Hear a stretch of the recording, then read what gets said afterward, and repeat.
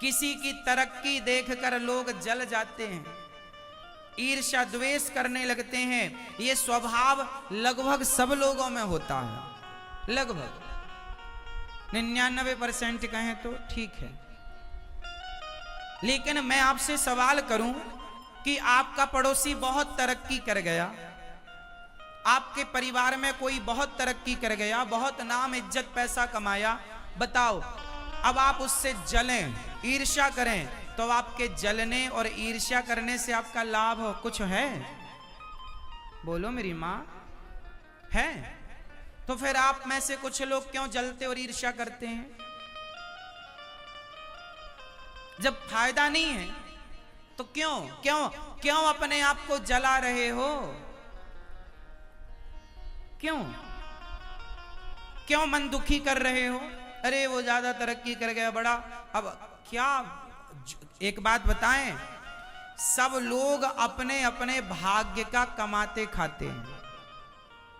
एक बाप के दो बेटे हैं, यदि बड़े बेटे के भाग्य में अमीरी है तो उसे अमीर बनना ही होगा, और छोटे के भाग्य में गरीबी है तो उसे गरीब बनना ही पड़ेगा। एक ही बाप के दो बेटे हैं और बाप अपना दोनों बेटों को बराबर धन देकर भी चला जाए, करोड़ों की जायदाद देकर भी चला जाए, पर भाग्य में दुख है तो वो सब कुछ नष्ट हो जाएगा और दुखी जीवन होगा। क्योंकि जो है भाग्य में, और ये भाग्य क्या चीज है?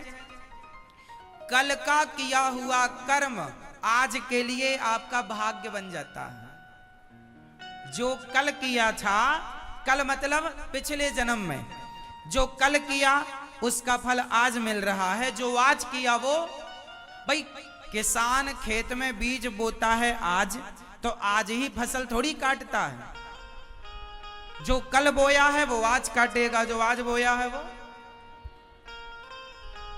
हाँ, तो आपका यदि आपके जीवन में दुख है, परेशानी है, तो ये समझो कि वो भाई, अब कुछ लोग जल्दी तरक्की कर जाते हैं तो सुनो, वो उनके पिछले जन्म का पुण्य उनका साथ दे रहा है, इसलिए वो कम मेहनत किए और कम समय में ज्यादा तरक्की कर गए, ज्यादा नाम इज्जत पैसा पा गए।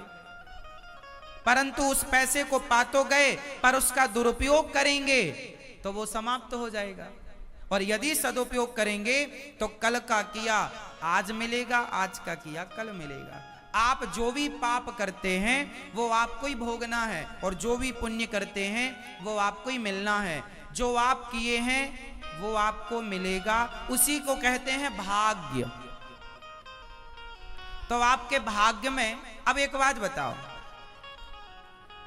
एक ही तारीख में दो बच्चे पैदा हुए, एक गरीब के घर में, एक अमीर के घर में। अब अमीर के घर में जो पैदा हुआ वो चांदी के झूले में झूला झूलता है और सोने की चम्मच से दूध पीता है। और जो गरीब के घर पैदा हुआ उसकी माँ साड़ी का एक छोर इस पेड़ पर बांधती है, साड़ी का दूसरा हिस्सा दूसरे पेड़ पर बांधती है और साड़ी का झूला बनाकर बच्चे को झुलाती है। पीठ पर बच्चे को बांधकर दिन भर धूप में काम करती है। अब बताओ, दोनों बच्चे एक ही तारीख में पैदा हुए, पर एक पैदा होते ही गरीब हो गया, एक पैदा होते ही अमीर हो गया। तो बताओ, अमीर जो हो गया उसने जन्म लेते ही कौन सा पुण्य कर लिया कि अमीर बाप का बेटा बन गया, सोने की चम्मच में दूध पी रहा है।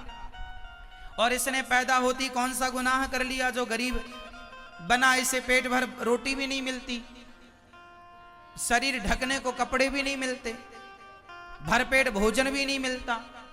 तो क्या पाप कर लिया? कोई पाप नहीं किया। तो जो पिछले जन्म में पुण्य किया था वो तो इस जन्म में सुख पाएगा, और जो इस पिछले जन्म में कोई पाप किया था, कोई कर्म बिगड़ गए, तो बिगड़े हुए कर्म इस जन्म में भगवान ने अवसर दिया कि भाई तुम्हें रोटी के लिए भी स्ट्रगल करना पड़ेगा, पर मनुष्य का शरीर भगवान ने कृपा करके दिया कि जाओ अब अच्छे कर्म करना ताकि तुम्हारा अगला जन्म बढ़िया हो। इसलिए हर बुरे कर्म से बचो, क्योंकि वो आपको मिलेगा मिलेगा मिलेगा। कोई अंधा है, कोई लंगड़ा है, कोई बहरा है, कोई ऐसा है, कोई वैसा। क्यों है ऐसा? लाखों की दवाई कराने के बाद भी ठीक नहीं होता। कई रोग ऐसे होते हैं जो आज की टेक्नोलॉजी पर डॉक्टर उन रोगों को पता ना लगा पाते कि यह रोग कौन सा है। क्यों ऐसा है भाई? क्यों नहीं डॉक्टर ठीक कर पा रहे हैं? इसका मतलब यह है कि जब ईश्वर का दंड मिलेगा तो भोग कर ही मिटेगा, उसे कोई ठीक नहीं कर सकता। इसलिए जो जीवन में दुख आए उसे ये मानो कि ये मेरे ही किसी ना किसी जन्म के कर्मों का फल है। भीष्म पितामह को बाणों की सैया मिली तो वो उनके ही कर्मों का फल था, वो उनके ही कर्मों का। बताओ भीष्म पितामह को बाणों की सैया क्यों मिली? क्योंकि उन्होंने कुछ जन्म पहले एक सांप को कांटों के ढेर में फेंक दिया था और सांप तड़प तड़प कर मर गया। सर्प को कांटों की सैया पर लिटाया तो इन्हें बाणों की सैया पर लेटकर पिछले जन्म का, उस जन्म का हिसाब इस जन्म में चुकाना पड़ा। भीष्म पितामह जैसों को भी कर्म दंड भोगना पड़ा तो आप और हम बचेंगे क्या? इसलिए अच्छे कर्म करो, सपने में भी किसी का बुरा ना सोचो, क्योंकि सोचा है आपने किसी का बुरा किया है तो वो कर्म तुम्हारा पीछा ना छोड़ेगा, वो कर्म तुम्हें दंडित करेगा करेगा करेगा। को ना काहू को सुख दुख कर दाता, निज कृत कर्म भोग सब भ्राता। कोई किसी को सुख नहीं देता, कोई किसी को दुख नहीं देता। प्रत्येक व्यक्ति अपने अच्छे कर्मों से सुख और अपने बुरे कर्मों